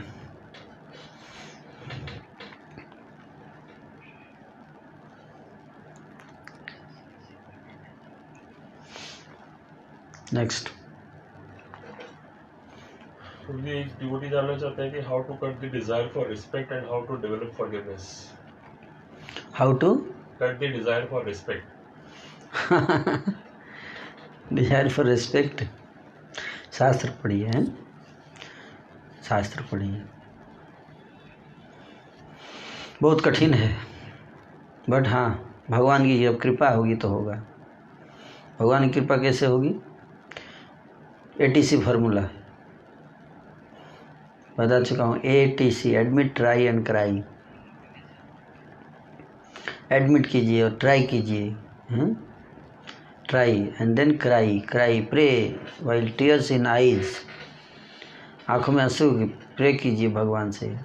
जैसे कोरोना से जो पीड़ित है, कोरोना अगर किसी को हो जाता है और उसके गले में फंस जाता है, सांस नहीं ले पा रहा है, तो कैसे पीड़ित होकर तड़पता है? क्या हम उतना तड़प रहे हैं कृष्ण के लिए? क्या हमने अपने सम्मान की इच्छा को मुझे त्यागना है? हे कृष्ण, मैं तड़प रहा हूँ आपके बिना। तो इतने ऐसे सोच के कि ये बहुत गलत है मेरे अंदर, उसका शरीर इतना कितना गलत है, उसकी ग्लानि महसूस करते हुए अगर हम भगवान से प्रे करेंगे तो भगवान आपको ज़रूर कृपा करेंगे। लेकिन हम केवल प्रश्न पूछते हैं, है ना। कभी एकांत में बैठ के हमें सोचना चाहिए, ग्लानि करनी चाहिए कि मैं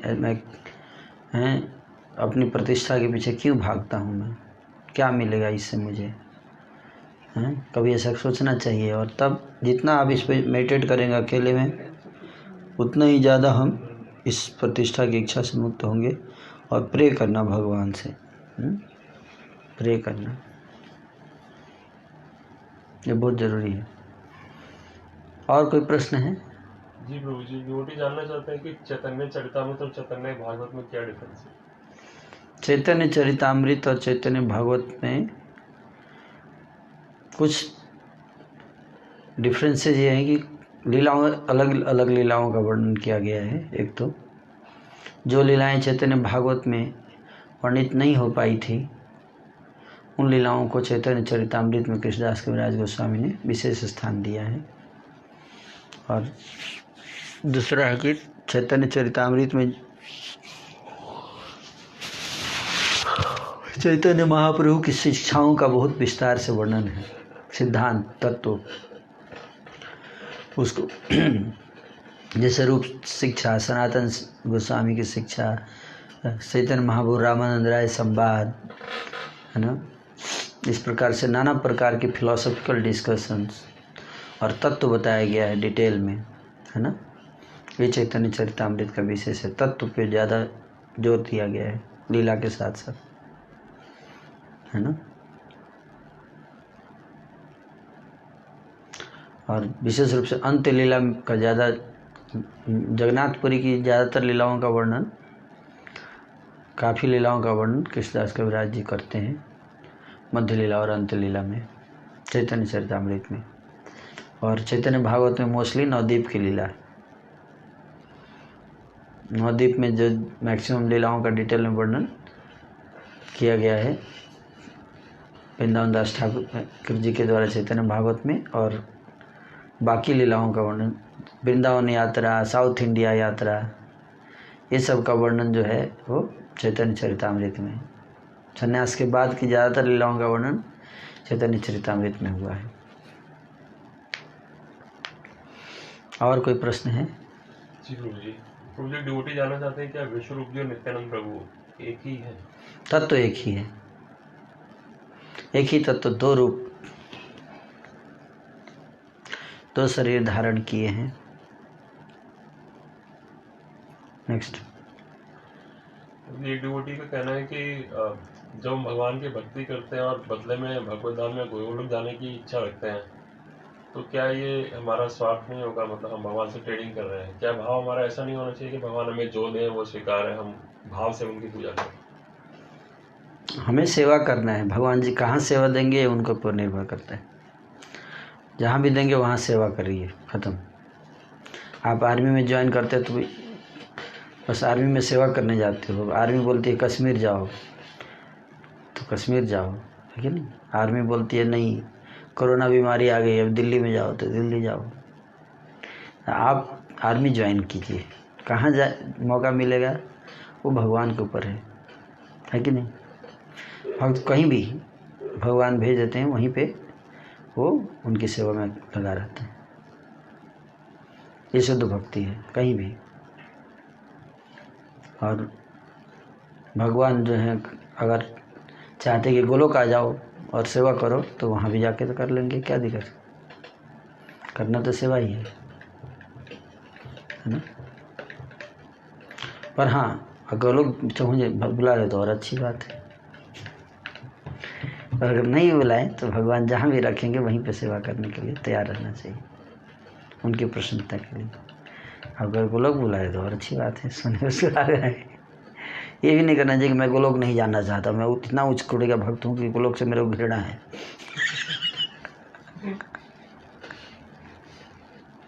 मैं इतना निस्वार्थ हूँ कि गोलोक का नाम सुनते ही मैं कान बंद कर लेता हूँ।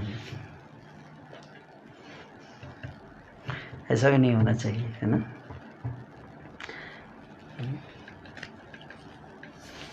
गोलोक विशेष स्थान है, उसका तो महत्व है ही। और लालसा तो रखनी ही चाहिए कि अगर ठाकुर जी कृपा हो जाए। और मोर ये अभिलाष विलास कुंजे दियो वास, नयन हेरिबो सदा जुगल रूप राशि। इसका अर्थ क्या हुआ? तो रोज हम गाते हैं तो क्या कर रहे हैं? मोरे ये विलास कुंजे दियो वास, ब्रजे राधा कृष्ण सेवा पाओ, यही अभिलाषी है कि नहीं। यही निवेदन धरो सखीर अनुगत करो, सेवा अधिकार दियो करो निज दासी। मोरे विलास कुंज दियो। तो विलास कुंज कहाँ है? दिल्ली में है? कहाँ है विलास कुंज? बताइए।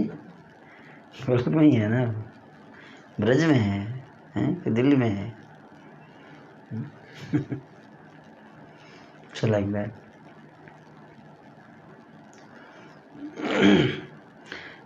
तो अभिलाषा हमेशा रखनी चाहिए, है ना। नहीं तो आप सर लौल्यम, क्या लौल्यम एको मूल्यम। हम पर गोलोक क्यों जाना है? ये मटेरियलिस्टिक अंडरस्टैंडिंग से आप हम लोग समझने का प्रयास कर रहे हैं इन सब चीज़ों को, इसलिए दिक्कत हो रहा है समझने में ना। गोलोक की माधुरी के लिए जा रहे हैं, ऐश्वर्य के लिए नहीं जा रहे हैं। मधुर वृंदा विपिन माधुरी, प्रवेश चातुरी सा, बरज जुवती भावेर भक्ति, सकति होई तो का। मधुर वृंदा विपिन माधुरी, प्रवेश चातुरी सा। वृंदावन की विपिन माधुरी, उस माधुरी की लालसा में है, माधुरी की लालसा, न ऐश्वर्य नहीं, माधुरी। कौन माधुरी मधु का आस्वादन नहीं करना चाहता प्रभु? कौन नहीं करना चाहता? वो माधुरी है ही इतनी आकर्षक। आप बोलोगे कि नहीं मैं गोलोक जाने की इच्छा नहीं करता उस माधुरी का, तो ये झूठ बोल रहे हैं। वो नेचुरल है, नॉट आर्टिफिशियल। हाँ ये बात अलग है कि भगवान हमें बोल दें कि नहीं आप हमसे दूर चले जाओ, तो ठीक है, वहाँ भी विप्रलम्ब भाव में सेवा करेंगे। विप्रलम्ब, वहाँ भी गोलोक में ही रहना है, विप्रलम्ब गोलोक उसको बोलते हैं। विप्रलम्ब गोलोक। कहीं भी रहिए तो विप्रलम्ब गोलोक में ही रहिए। संभोग गोलोक एंड विप्रलम्ब गोलोक, है कि नहीं। Always you have to be in Goloka. Goloka से दूर मत जाइए। तस्मात् सर्वेषु कालेषु गोलोक स्मरण युद्ध च। गोलोक अनुस्मर युद्ध च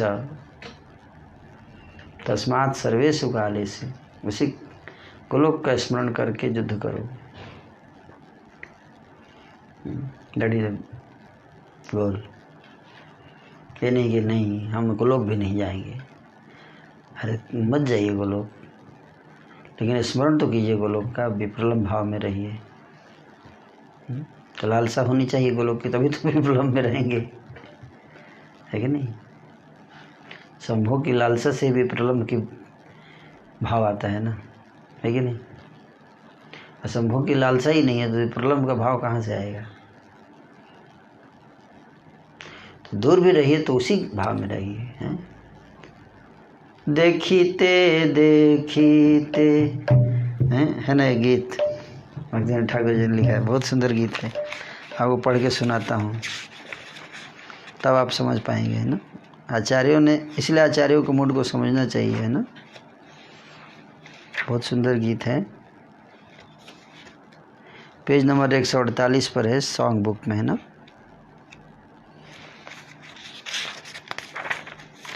देखीते देखीते भूलिबो कबे निज स्थूल परिचय।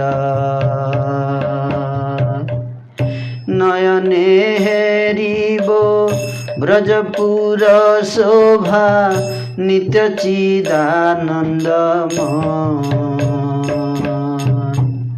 वृषभानुपुरे जन्म लइबो जावटे विवाह हबे। ब्रज गोपी भाव हइबे स्वभाव आन भाव ना रहिबे। निज सिद्ध देह निज सिद्ध नाम निज रूप स्ववसन। राधा कृपा बोले लभिबवा कबे कृष्ण प्रेम प्रकरण।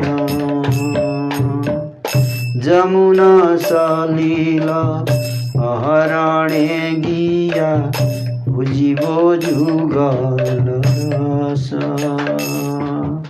प्रेम मुग्ध हए पागलिनी प्राय गाइबो राधार जस। गाइबो राधार जस। गाइबो राधार जस।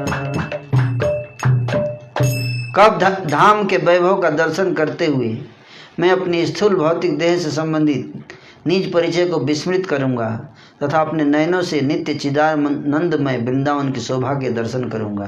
कब वो दिन आएगा। तो भक्ति विनोद ठाकुर इसका मतलब क्राइम कर रहे हैं ऐसा करके। अगर आपका बात सही माना जाए कि धाम की जान दर्शन करने की अभिलाषा नहीं होनी चाहिए, शुद्ध भक्ति नहीं है ये, तो भक्ति विनोद ठाकुर शुद्ध भक्ति नहीं कर रहे हैं यहाँ, है कि नहीं।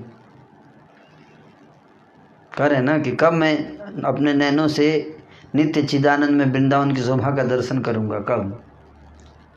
तो ये शुद्ध भक्ति नहीं है ना, ये तो अपने सुख की इच्छा कर रहे हैं। कब मैं महाराज वृषभानु के राज्य में जन्म लूंगी तथा जावट में विवाहित हो जाऊंगी। कब मैं स्वाभाविक रूप से श्री ब्रज गोपिकाओं का भाव विकसित कर पाने में सक्षम हो बनूंगी तथा भौतिक काम इच्छाओं की लोलुपता का परित्याग कर दूंगी। कब मैं अपने चिन्मय सिद्ध शरीर, अपना सिद्ध नाम, आध्यात्मिक शरीर में अपनी नित्य सेवा तथा अपने चिन्मय वस्त्र प्राप्त कर सकूंगी। कब श्री राधिका की कृपा के बल पर मुझे श्री कृष्ण प्रेम धन प्राप्त होगा। कब मैं श्री यमुना में जल भरने जाऊंगी तथा मुझे दिव्य जुगल किशोर के रस आनंद की अनुभूति होगी। इस प्रकार भगवत प्रेम में मुग्ध होकर मैं एक पागल की भांति नाचूंगी तथा श्री राधा का जसगान करूंगी।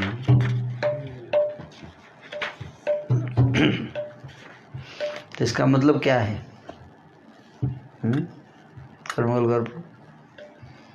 शुद्ध भक्ति में भगवत धाम जाने की लालसा उसमें होनी चाहिए।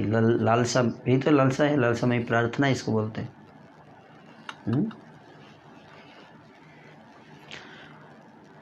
तो ये बहुत आवश्यक है, यही तो अब प्रयोजन है।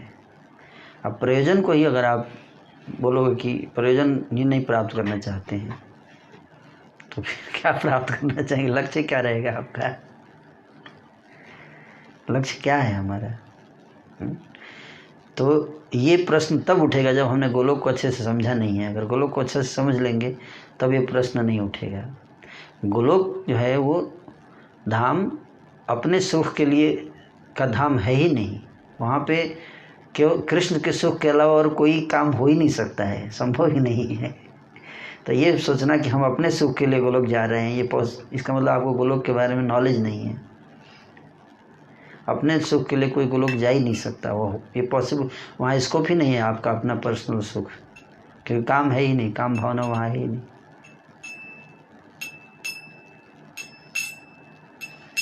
गोलोक का वास्तविक स्वरूप समझ लेंगे तो इस तरह का प्रश्न नहीं उठेगा, फिर हम वहाँ जाना चाहेंगे, क्योंकि सेवा का सबसे उत्कृष्ट स्थल गोलोक धाम है। और कोई प्रश्न है? जी नोटी जानना चाहते हैं कि चैतन्य भागवत और चैतन्य चरितामृत आपने बता दिया, चैतन्य मंगल जो लोचनदास ठाकुर जी ने लिखा है वो क्या है? चैतन्य मंगल भी चैतन्य महाप्रभु की लीला का एक ग्रंथ है। उसमें भी कुछ दिव्य लीलाओं का वर्णन है ना। और क्या है, पढ़ लीजिए, समझ में आ जाएगा। नहीं तो कभी टाइम आएगा तो उस पर भी कथा हो जाएगी। चैतन्य मंगल ग्रंथ है, भगवान की लीला का वर्णन है उसमें भी। जैसे चैतन्य भागवत है, चैतन्य उस तरह से एक और ग्रंथ है भगवान चैतन्य की लीला का वर्णन करने के लिए, इसका नाम है चैतन्य मंगल, जो लोचनदास ठाकुर जी ने लिखा है। और कोई प्रश्न है? जी तो मुझे ड्यूटी जानना चाहते हैं कि कोई भक्ति के साथ साथ पाप कर्म भी करता है तो उसकी गति क्या होगी? भक्ति के साथ पाप कर्म करता है, एक तो दो तरह से व्यक्ति पाप कर्म करता है। एक तो कि चलो पाप भक्ति कर रहा हूँ, अब थोड़ा पाप कर सकता हूँ, है ना, मेरा पाप थोड़ा कम हो गया भक्ति करके, अब मैं फिर 5 दिन कर लेता हूँ, है ना। तो ये सोच के पाप करता है, जानबूझ के पाप करता है, प्लानिंग बना के पाप करता है। और एक है कि स्ट्रगल कर रहा है पाप नहीं करने के लिए, बचना चाहता है ना, लेकिन फिर भी चूँकि उसकी कंडीशनिंग स्ट्रांग होने के कारण न चाहते हुए भी कभी कभी इंद्रियों पे कंट्रोल नहीं रहता और वो पाप कर बैठता है। तो वो असहाय है। तो उस अवस्था में ये दो तरह से व्यक्ति पाप करता है। एक तो न चाहते हुए भी बद्ध अवस्था के कारण पाप कर बैठता है, और एक होता है कि वो जानबूझकर पाप करता है और ये सोचता है कि भक्ति करके उसको नष्ट कर दूंगा, है ना। तो ये 2 प्रकार के पाप हो गए और दोनों का अलग अलग रिजल्ट मिलता है।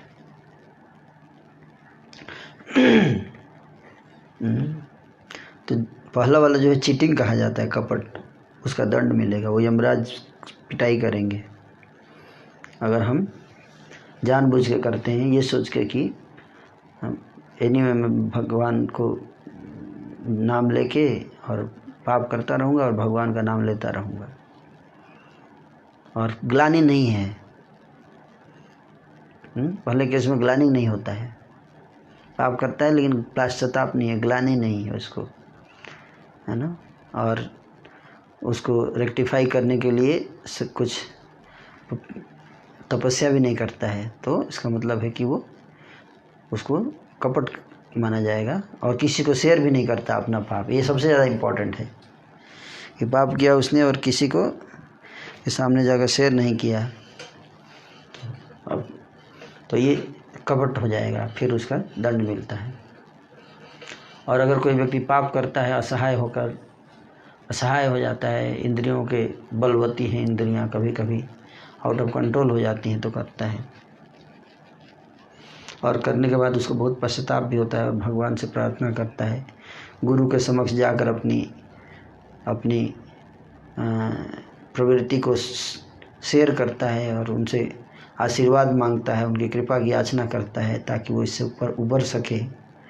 तो ऐसा भक्त जो है वो कृपा प्राप्त करेगा भगवान को। और कोई प्रश्न है? प्रभु जी, आपने एक ड्यूटी जानना चाहते हैं, जैसे आपने बताया कि कृष्णा और अन्य अवतार को निम्न समझता है तो वह भक्त अधम है। हाँ, लेकिन हमारे लिए कृष्णा ही परम है। तो इसके ऊपर थोड़ा लाइट चाहिए आपको। लाइट क्या डालना है? जब बोल दिया कि सारे अवतारों को समान मानना है, एक ही व्यक्ति है, अलग अलग रसों का आस्वादन करने के लिए अलग अलग रूप धारण करता है। That's all. भगवान ही है, कृष्ण ही है, वो राम रूप में आते हैं, है ना। That's all. इसको तो समझना चाहिए। ये बता रहे हैं कि राम को कुछ कम आँख के राम के प्रति कुछ दुर्वचन बोल दिया तो ये बहुत बड़ा अपराध माना जाएगा।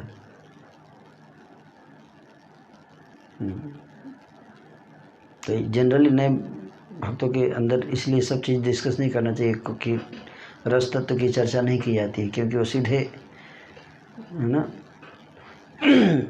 फिर बाकी अवतारों को देखेंगे तो उनके मन में हीन भावना आ जाएगी। ये नरसिंह है, नरसिंह तो ये तो माधुर्य भाव में इनसे प्रेम नहीं है, साइड कर दीजिए इनको, अपराध लग जाएगा, है ना। तो इसलिए ऐसा नहीं करना चाहिए। तो सारे अवतार भगवान ने ही लिए हैं। केशव धृता नरहरि रूपा, जय जगदीश हरे।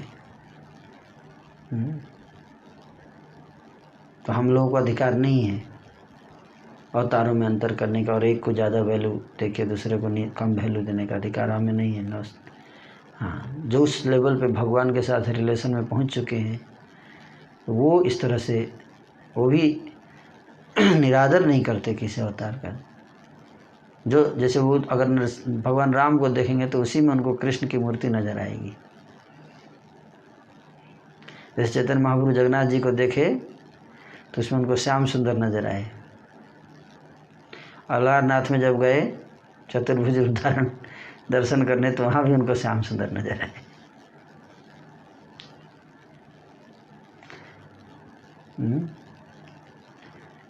तो नरसिंह देखेंगे, नरसिंह जी का दर्शन नहीं करते थे नरसिंह देव का महाप्रभु, नरसिंह देव के मंदिर में नहीं नाचते थे, नहीं नरसिंह देव प्रणाम मंत्र नहीं गाते थे, साउथ इंडिया तरफ थे तो हैं। तो उन्हीं का श्याम सुंदर का ही स्वरूप हर जगह उनको दिखाई देता था। तो ये मैच्योर अंडरस्टैंडिंग है। श्याम सुंदर ही हैं, अलग अलग रूपों में प्रकट हुए, अलग अलग रसों का आस्वादन कर रहे हैं। जैसे कोई स्त्री है तो उसका हस्बैंड घर पे रहता है और वही हस्बैंड ऑफिस में रहता है, तो ऑफिस वाले हस्बैंड को अगर देखेगी तो बोलेगी कि ये मेरे पति नहीं, ये थर्ड क्लास के हस्बैंड हैं।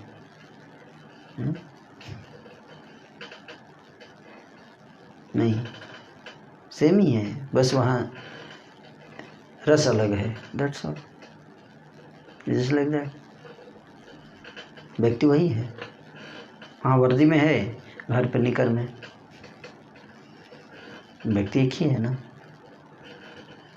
इस दृष्टि से देखना चाहिए, भगवान वही है ना। ये नहीं सोचना चाहिए कि चलिए नरसिंह, देखो चैतन्य महाप्रभु अचानक नरसिंह बन जा रहे हैं, अचानक वराह बन जाते हैं, अचानक राम बन गए।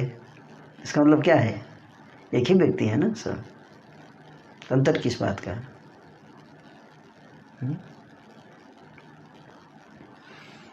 हाँ, अंतर ये है कि भगवान के जो रूप हैं उनके अलग अलग भक्त होते हैं जो उनकी उपासना करते हैं, उस रस का आस्वादन कराते हैं भगवान को। तो आप जो हैं वो चाहे तो राम जी के भक्त बन के भगवान श्री राम को उस रस का आस्वादन करा सकते हैं, चाहे आप वैकुंठ जाकर भगवान को आस्वादन करा सकते हैं, चाहे गोलोक जाकर माधुरी रस का आस्वादन करा सकते हैं। That is a different thing. पर भगवान सारे एक ही भगवान हैं, अलग अलग अवतारों में प्रकट होकर अलग अलग रसों का आस्वादन कर रहे हैं। It's just like that.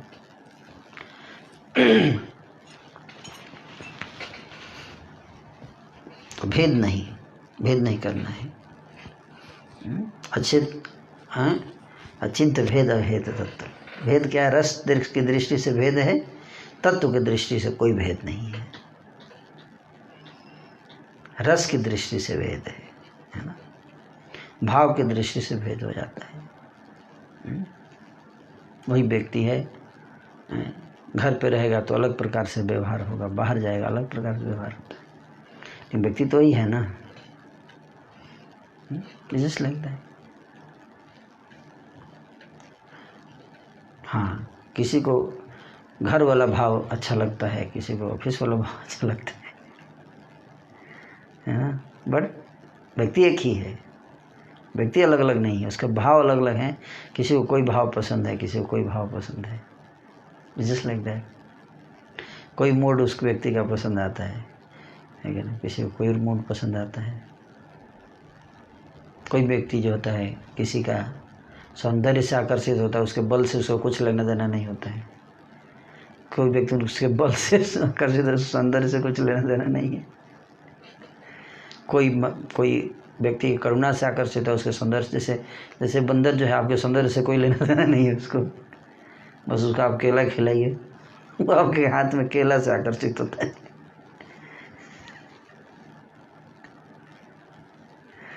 कि नहीं?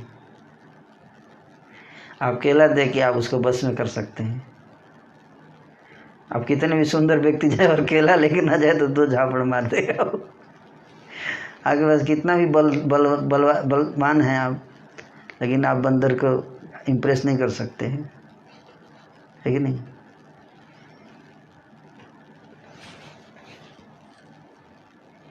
तो भगवान इसलिए बंदरों को कैसे इम्प्रेस करते हैं? उसको खिला देते हैं, उसको मक्खन खिलाते हैं। उनको पता है कि किसको क्या अच्छा लगता है, और उसी के अनुसार अपना रूप प्रकट करके उसको संतुष्ट करते हैं ठाकुर जी। अब बंदर के सामने जाके बांसुरी बजाएंगे तो बंदर को तो अच्छा लगेगा, लेकिन मक्खन ज़्यादा विशेष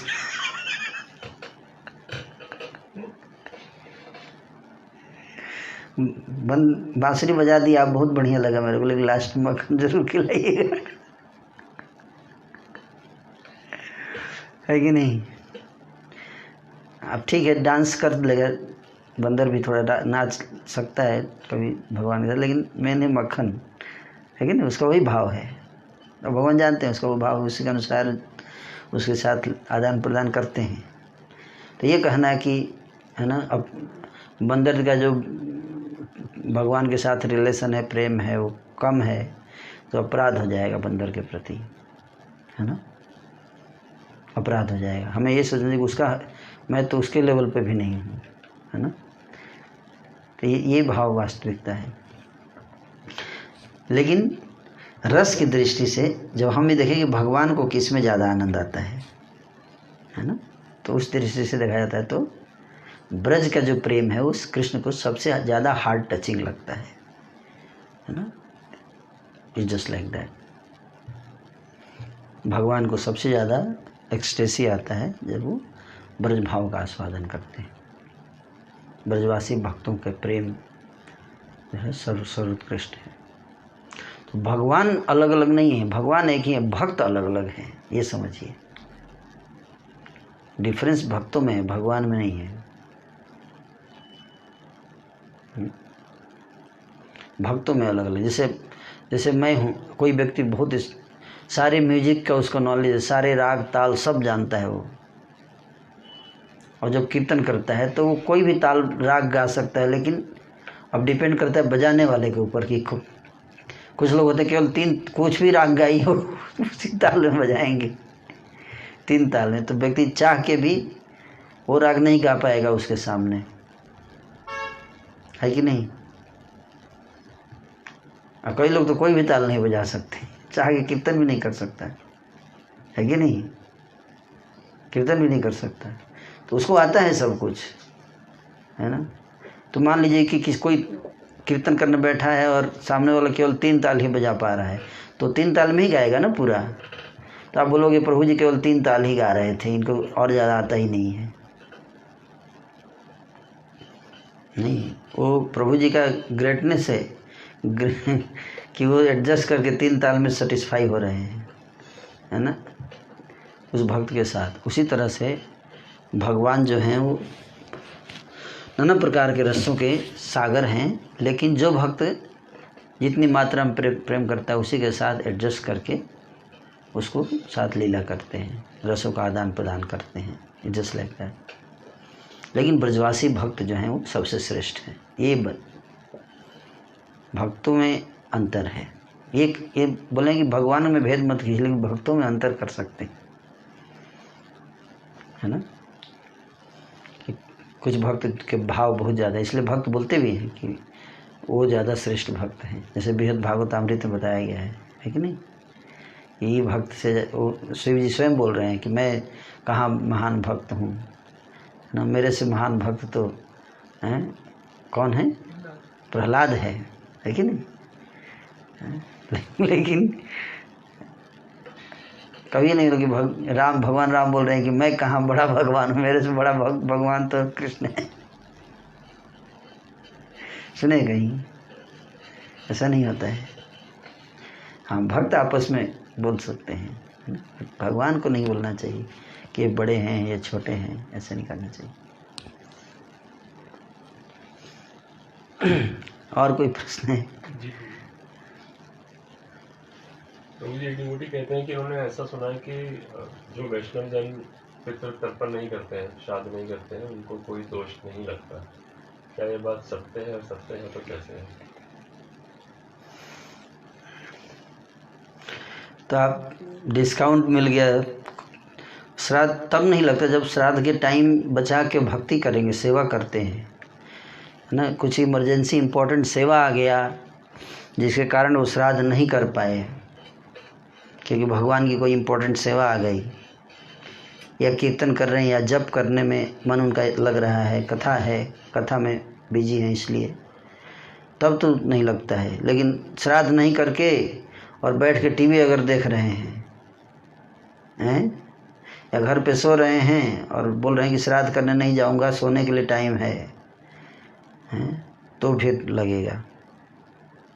अगर आप अपना पूरा समय का सदुपयोग कर रहे हैं भगवान की भक्ति में, तब तो श्राद्ध की ज़रूरत नहीं है, कर्मकांडों की आवश्यकता नहीं है। लेकिन अगर हम भक्ति में उस लेवल पे नहीं है तो हमें प्रयास करना चाहिए कि जो भी सोशल नॉर्म्स हैं, कर्मकांड के जो सिद्धांत हैं, जो वैष्णव तरीके से हैं, उसका पालन करना चाहिए हमें, है ना। ट्रांसेंडेंटल नहीं बनना चाहिए। इसलिए भगवान राम स्वयं श्राद्ध करने गए, भगवान कृष्ण स्वयं श्राद्ध करने गए, भगवान गौरांग महाप्रभु स्वयं श्राद्ध करने गए, है ना। तो इसमें कोई बुराई नहीं है श्राद्ध करने में। लेकिन हाँ, अगर कोई इमरजेंसी सेवा आ गई है, गुरु ने आदेश दे दिया, तो उस सिचुएशन में अगर आप नहीं भी करोगे तो गुरु का आदेश से आपके श्राद्ध का पूरा फल मिल जाएगा, जस्ट लाइक दैट।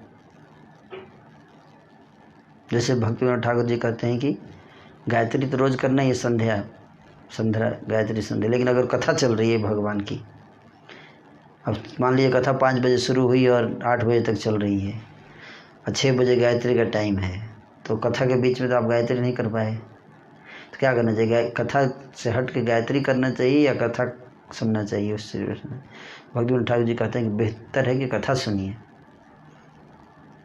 कथा सुनना चाहिए, कथा से उठ कर नहीं जाना चाहिए। कथा ज़्यादा इम्पोर्टेंट हो जाता है उस सिचुएशन में, तो उसमें गायत्री का फल मिल जाता है, क्योंकि आप कथा में बैठे हैं, तो वो भी भगवान की भक्ति है, कांग है। लेकिन अगर सो रहे हैं और गायत्री भी नहीं कर रहे हैं और सो रहे हैं कि मैं भक्त हूँ, मेरे को गायत्री करने की ज़रूरत नहीं है, सो रहे हैं, तो सोना भक्ति नहीं है ना। हाँ, अगर बहुत थके हुए इतनी सेवा से और सो रहे हैं तो अलग बात है कि आपने बहुत सेवा किया था पिछले दिन, इसके कारण नींद शरीर को रेस्ट देने के लिए, विश्राम देने के लिए सो रहे हैं, तो लेकिन इंद्रिय तृप्ति करने के उद्देश्य कर रहे हैं अगर हम कर्मकांडी नियमों को तोड़कर, तो उसका परिणाम भुगतना पड़ता है, तो वो सही नहीं है।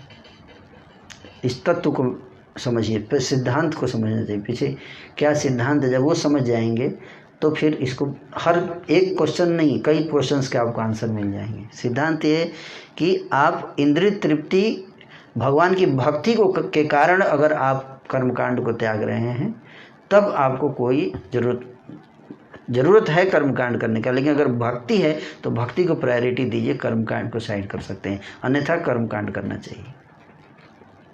और उसमें भी हर कर्मकांड को करने का एक वैष्णव तरीका है। एक तो कर्मकांड तरीका है, एक वैष्णव तरीका है जो हरि भक्ति विलास में गोपाल भट्ट गोस्वामी ने वर्णन किया है। तो वैष्णव तरीके से करना चाहिए हमें कर्मकांड, जिससे कि उसमें कृष्ण का स्मरण हो, फोकस सेंटर में कृष्ण रहे। तो इस तरह से 2 चीज़ मैंने बताया है ना। ओके, लास्ट क्वेश्चन मेरा कि डिवोटी जानना चाहते हैं कि जगदीश पंडित जी के घर से महाप्रभु जी ने एकादशी प्रसाद क्यों मंगवाया था, और जगदीश पंडित जी का क्या बैकग्राउंड है। द्वादश गोपाल में एक हैं, जहाँ तक मैंने सुना है। 64 समाधि बुक में जो है आप जगदीश पंडित जी के बारे में पढ़ सकते हैं। किताब है 64 समाधि, उसमें उनका डिटेल में पिछले जन्मों में क्या थे वो सब वर्णन दिया हुआ है। उनके घर से नैवेद्य प्रसाद मंगवाया क्योंकि उनके घर एकादशी के दिन एकादशी प्रसाद बना था, नॉन ग्रेन। महाप्रभु इसलिए नॉन ग्रेन खाना चाहिए, एकादशी के दिन अनाज नहीं खाना चाहिए, ये सिखाना चाहते थे Mahaprabhu. Next, thank you. Hare Krishna.